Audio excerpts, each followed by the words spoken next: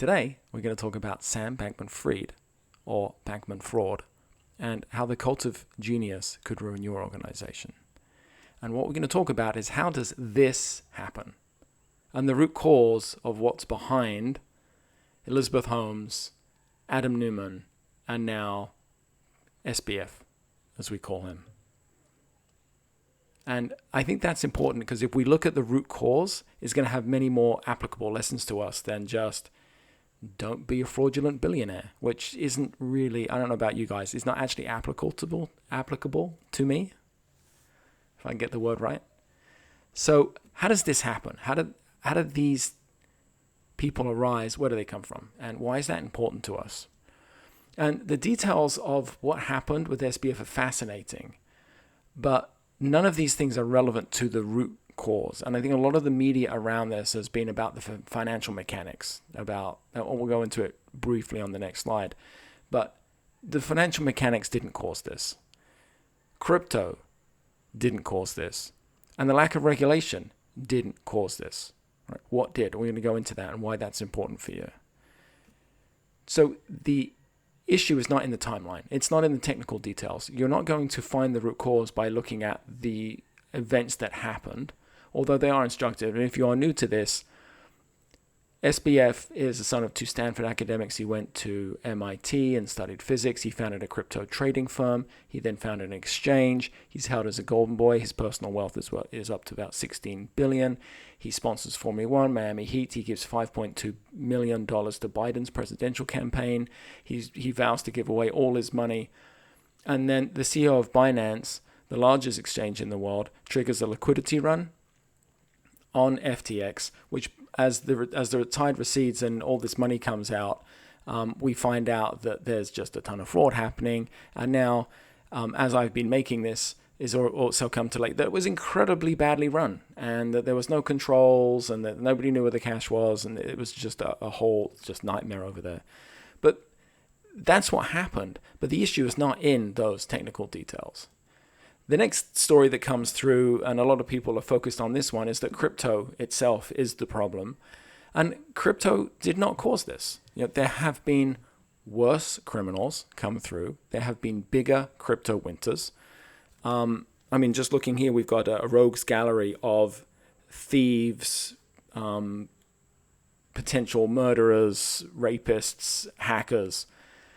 They've come all the way through this community since the beginning, and maybe SBF is just the latest in a long line of those. But crypto is not causing that either. Right? It's just a place where a lot of those people might find opportunity, but there's something else beneath that that's important.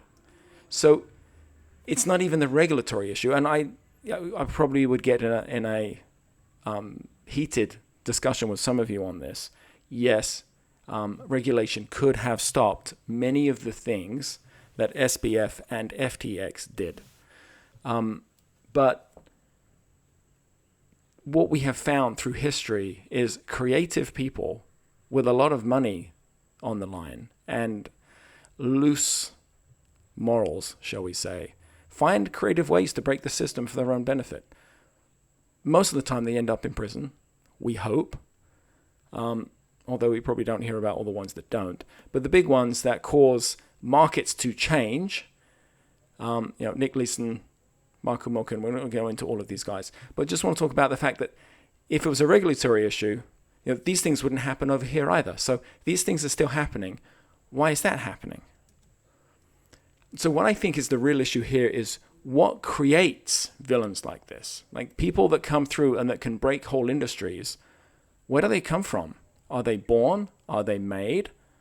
Can you see them coming? Like, what's behind this? What's really, really happening? And so I'd like to introduce here the cult of the hero leader. And we're going to go into two reasons why this happens. And part one is the cult of the hero leader. So first of all, humans have always loved heroes. They give us hope and strength. They teach us. They provide shared meaning and purpose and shared stories. We have heroes in every walk of life, in warfare, in religion, in war, in peace, in tech, in business. We have heroes. We like heroes. Heroes give us something to shoot for. They give us stories. They give us meaning. And so we are always looking for heroes. And we're always trying to simplify the world around us and find stories and find meaning. Even sometimes we find meaning where there is no meaning.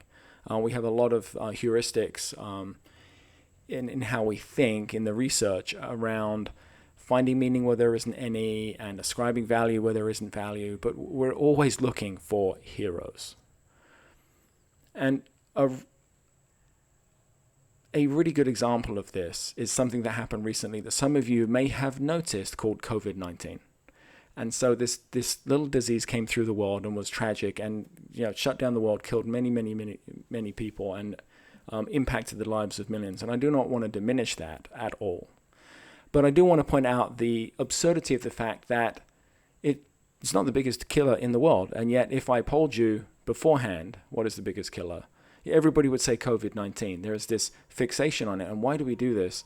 Well, we are hardwired to reduce, simplify, and to engage emotionally. It's really hard for us to engage with cardiovascular disease, which pre-existed all of us, right? It was here when you were born. It's going to be here after you die. It's an incredibly complex problem. And we don't really want to hear about that every day because no one knows how to solve it. COVID, on the other hand, is an event. It has a clear start, clear end. Maybe it has a villain. Maybe it has a hero. There are people that are incentivized to get involved in it. And so it becomes newsworthy. And I think sometimes the way this media works, and we're going to talk about how these things go together in terms of our need for heroes and the media, and how it's not necessarily the media's issue, but the media kind of exacerbates these problems and sets the agenda and has us talking about things. And so it can really highlight the fact that it likes to look for heroes. It likes to look for specific events. It likes to look for individual people to focus on, right? It's really hard to call out, here's a business of 300 people all doing a good job, and they have been for a long time. Much more interesting to talk about the one founder who sleeps on a beanbag, drives a Corolla, doesn't wear shoes, and is doing a utopian experiment, right? That's news. And the media definitely hyped up SBF because of our love for heroes. And when you look at these headlines here, they're actually absurd, right? Is he the next Warren Buffett? No. And we sure should have known that for a long time. Of course he's not. Is he, he's been called the JP Morgan of crypto. He's been called Robin Hood. He's going to give his fortune away. He sleeps 4 hours of... I love this headline here from Insider. He sleeps 4 hours a night. As if that's greatness, right? Oh, he only sleeps 4 hours a night. He must be smart. He must be rich, right? I'm pretty sure that there are, a wide spectrum of people that only sleep 4 hours a night, including people that do lots of different things in life. Not all of them being geniuses. So what's going on here is it's not even the media's fault. There's a cycle happening where we want heroes and villains. We want them emotionally. The media wants attention. So the media doesn't just talk about what it wants to, although it does set the agenda, but it's going to follow the eyeballs. It's going to follow the clicks. It's going to follow the views. And the media knows that we love these kinds of stories. SBF wants a bunch of money. And so that makes sense. Like if he's going to get attention, he finds out that he gets attention by walking around not wearing shoes and kind of being roguish and channeling his Zuckerberg. Well, then he's going to get press coverage. And then we're going to read it because that's interesting. What an interesting dude, right? And it's a perpetual cycle. And so what we find is we end up raising people that know how to hack this cycle more than people who know how to run a business. So SBF was better at hacking this news loop than anything else he did. And good on him, right? That's awesome. Now, if he just paired that with, a tremendous ability to make money and not commit fraud, that would have been fantastic too. But we got to assume that some people are going to be able to hack this, and that may be their best gift. So when we combine this cult of the heroic leader with hero leaders at the time of startups, there are some very interesting dynamics also happening in startups that our human brains, I think, oversimplify and struggle to deal with. One of these is the idea that what if the outlier genius is just the luckiest, the perfect trick shot after 1,000 failures? And there is I look at entrepreneurship, and I've run several companies. I've started my own. I've coached many, and I look at it on a spectrum from the strong CEO, founder perspective to the lucky CEO perspective. And on the strong side, it is the mightiest founder wins. The one who's the smartest, the hardest working, they win. They make $1 billion. And on the other side, you have the luckiest. The luckiest founder wins. And we like to think that it's the strongest. We like to think that the strongest person or the smartest will win. But anybody who's been to spend any time in any business, and you just kind of walk around your organization, you know that it's not the smartest people in charge. And anybody who's worked with any startup knows it's not the smartest people that succeed in startups. There are other things at play. And so maybe that's luck, right? Maybe there's some luck. And what we don't know is how much luck, because the data is really hard to parse. But if we start thinking about it a little bit more differently than some of these endeavors, it could be much more luck than we realize, because we're not very good at thinking statistically, and we're going to talk about that in this section. And one of the points to think about here is 327 crypto exchanges have failed since 2014. And I should have asked you before I proceeded to this next slide. It's like, how many do you think have gone out of business, right? And you say 10, 20, 50. 327 crypto exchanges have failed. 95 just last year. About just less than half of them, 42%, just disappear. We don't know why. So it's really hard to know what they're doing, what they're not doing when they disappear. We just don't have the data. And they fell for lots of different reasons. Regulatory issues, scams, and hacks being some of them. And we hear about a small percentage of these, but unless you're in the industry, you don't know. And this is the data that we know of, and we still don't know the data that we don't know of, by definition. And so the idea here is, how many of these should go through? If there's a hurdle rate of, if you're smart enough to start an exchange, maybe you should be smart enough to continue running it. Maybe everything after that is luck. Or maybe everything after that is skill and only the best one wins. But the argument here is, if there's more luck involved in highly speculative industries where there's a high dropout rate, the percentage of luck increases. I'm going to say that right. The percentage of startups that make it through to the end is much higher in highly speculative industries, right? Especially industries like crypto, where everything's brand new, there's no rules established yet, and everyone's just trying to work it out as they go. The businesses that make it to the end of that gauntlet are much more likely to be the lucky ones than the ones that started in a normal industry that has been around for a long time, where the rules of engagement are really, really clear. Another way of looking at this, and I think an even more alarming way, is I think everybody's seen this image now of this bomber. And the story behind this is, in the Second World War, they started mapping with these red dots. When a plane would land and it had a bullet hole in it, they would map it and they would put it all in this one map. And they said, look, of these X number of planes, let's call it 100 planes that landed, this is where they all got shot. And so the first thing is on the one on the left, it's just, this is where you should reinforce, because this is where they're getting shot. Until you step back and think about it, and a very clever statistician went back and said, actually, well, let's look at the places where it didn't get shot, because those are the places that planes get shot and then they crash. So don't reinforce the places where planes still make it back. They're irrelevant. You need to reinforce the places that have significant meaning to the plane. And I don't think we think about this enough in startup world, right? Or for any big project, where we look at that and think, actually, the data that we have of the survivors is not the data we should be looking at. We should be looking at the data from the people that didn't make it, but we don't have their data because they're at the bottom of the ocean. When you put these together, this is an actual picture from a Cointelegraph article from 2021. I just thought it was so absurd I had to put it in here.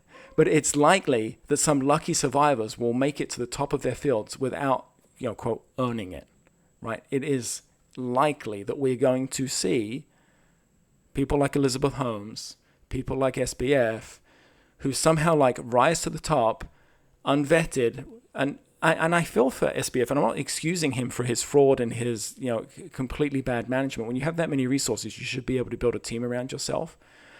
But he was way out of his depth. Was there other things happening, and did he commit crimes willingly, unwillingly? Maybe. I don't want to make that call right now. But the one thing I would say is definitely out of his depth. I mean, it's his first job, right? If you on your first job were put in charge of a $32 billion company, trading hundreds of millions of dollars of other people's money, how would you do, right? You don't know about corporate controls, or maybe you've read something about it, but you haven't internalized it. There's so many lessons you haven't learned yet. You don't even know enough to hire a team around you that could help you. And we're going to talk about that in a minute. But when you put these two things together, you're going to realize that you probably have some of these individuals in your organization, right? Bad leaders that have a string of lucky results that have the potential to take down the whole organization if the tide recedes. So if something goes bad, and these guys always explode when at the worst possible moment.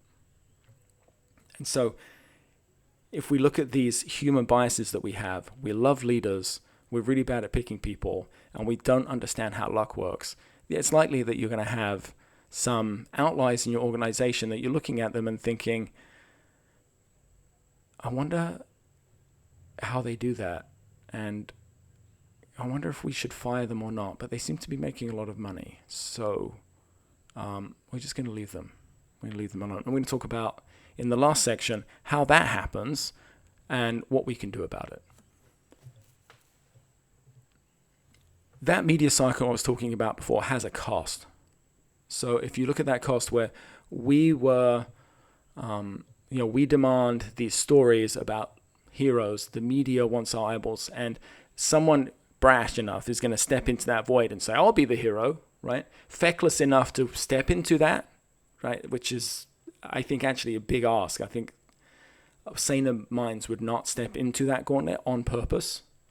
And so it takes an outlier to step into that and say, I want to be held as a genius. I legitimately think I'm a genius, and I would like everyone to know. I would like you to write a story about how I'm a genius, and I would like to send that to all my friends. I would like to be on that list. And what that happens is that cycle spins around on them as well. So are they made, or do they leap into the industry? Are they born already self-made? And I think a bit of both, right? You've got to have a little bit of delusion to be able to step into that cycle in the first place, but then it reinforces. And it reinforces like this. And I've seen this so many times. I've seen this in crypto in 2018, during the crash, in 2017, before the first crash. I've seen it after the crash. I've seen it now. I look around, I see this a lot in crypto. I see it in other industries. I've seen it in all the companies I have coached. There's someone around that does some of this. And it goes like this. First of all, you can tell these people because they get insane grand ambitions. SBF wanted to buy Goldman Sachs. I mean, that's insane, right? Thinking that he's going to buy, this guy that's really only had one job for a couple years and is now running this biggest crypto empire. And he's like, yeah, I should buy Goldman, one of the most venerable institutions in the world. I should buy. There's no reason I shouldn't buy them. Of course I should buy them. And look, kudos to him for his vision, right? That's awesome, right? Good for you.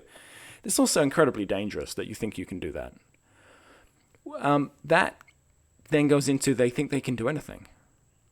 And this definitely happened with SBF. You can see what happened. Where he said at the end, instead of focusing on his core business, he started buying all these other businesses.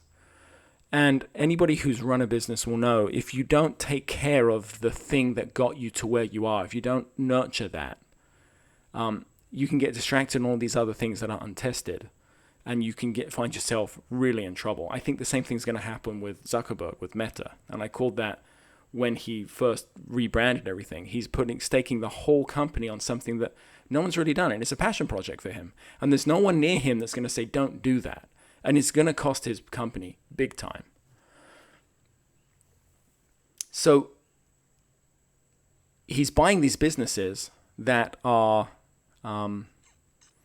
failing. And he's thinking, yeah, I'm the person that should buy these failing businesses. I know how to run a really good business. Turns out he doesn't. I should buy them with cash flow that I should be using to protect my core business. So it's this hubris that he's got, that he's just, not only is he massively mismanaging his own business, he's doubling down to like add complexity because he thinks he can do anything. And there's no one around him to tell him that he can't. Because all the media and everybody in his ear is telling him he's the chosen one, he's the golden child, he's going to make it, and look how smart he is. And so he believes it. They also become experts at everything. And I've seen this in startup founders since I first started, really working with startup founders, 20 years ago. This idea that, they've come up with this idea and they want to change the industry. And then the next thing they want to do before they've even got really any traction is, well, I want to reinvent the entire workplace. I want to change how people do business. I want to change this. I want to change how we do, we're going to hire differently. We're going to expose all of our pay scale internally. We are going to and look, these are admirable things. Like, I'm all for this innovation, but they take this innovation gene that they've got and they think they should apply it everywhere at the same time instead of, again, focusing on what they're doing. And so he's also running utopian projects inside his own company. The next one is this all starts, you can see how this all builds one on top of the other. And quickly they become completely deluded and have lack of self-awareness. In an interview earlier in this year, SBF was asked what he would do differently. He said, well, I would only do one thing differently. I would have got into crypto sooner. Now, if you were hiring someone and they gave you that answer to that question, you wouldn't hire them, right? They would go to the bottom. They'd be like, oh, okay, thank you for coming in. We'll let you know, right? Someone gave this guy $500 million. That's insane. They also get weak or mirror image teams. When you're the smartest guy ever, why do you need anybody any different? You're just going to hire more mini-yous, right? I just need 50 mini-me's. And they need to do exactly what I tell them because I know all things. And last of all, left unchecked, they just become increasingly bizarre because no one stops them and they can do whatever they want. As his world was falling apart, SBF tweeted 2 tweets, one with the word what, and another word with the letter H. The New York Times asked him about that, and he told the New York Times that he was improvising, and then he was going to work out what that word was, but the word was going to be a word. Now, 2 things could be happening here. One is he's lying, and he lent on his phone, or he was high on drugs, or who knows what. I don't want to impugn the guy's integrity further, but it's possible that he was lying. In which case, why would you lie to the New York Times and try and pretend that it had great meaning and that you were working on something? That's deluded. If he's not lying and he's telling the truth, that might even be scarier, that he thinks that his wisdom should be delivered a letter at a time when we were hanging on every word, at a time when he's just been proved, by the way, that he's a massive fraud. So he was out raising money at the time thinking that someone was going to bail him out and that he was definitely going to find money. It's never going to happen. Of course, no one's going to invest in this guy. That's insane. So you can find these guys by what their thinking causes them to do. Look at this pattern of behavior. The people that will step into that cycle willingly and will live in that cycle for a while will, become more and more what the media, because they're in the symbiosis with the media. So the more the media says they're geniuses, the more they'll believe it, the more they'll act it, and the more the media want to talk about them. And so you see this with Elizabeth Holmes, with Theranos, where she started dressing like Steve Jobs and started increasingly bizarre behavior and increasingly self-important behavior. Happened the same with Newman, when he believed more and more and more, drank his own Kool-Aid. Another place you can find these guys in your own organization, we're talking about CEOs, and a CEO is a great place to find this type of individual, but you can also find them close to the revenue. So they can be found in trading desks, they can be found in tech companies, they can be found in advertising companies, they can be found anywhere, but they love to congregate nearer to the money for a couple of reasons. One, there's more power there. 2, they don't get fired there as a higher rate as they would anywhere else. So if you're a little bit special and doing some of this stuff in a job where you're not doing a great job, where you're not responsible for 10, 20% of the company's revenue, you're going to get fired. But the closer you get to the revenue, the more immune you can be. So as I've gone into investment banks over the years, the highest earners and who contribute, significant percentage to the firm's revenues, and those people can tend to be more outliers, right?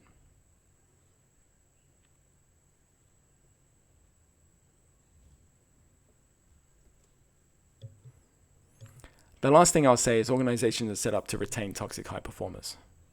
So formal HR policies reward performance over humanity and interpersonal skills. If we map formal trust versus informal trust on this 9-box grid, formal trust being, I trust you to do your job, and informal trust saying, I trust you to be a good human. We're really good at moving people that are good at their jobs, regardless of how good a human they may or may not be, through an organization.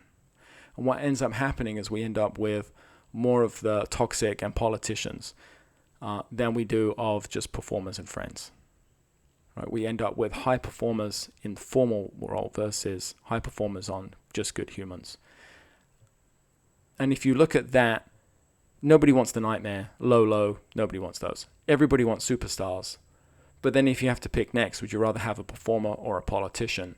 Everybody would rather have a performer. We'd rather have someone who is just a fantastic human and solid at their job than someone who is like a questionable human and fantastic at their job. And yet organizations do not reward that.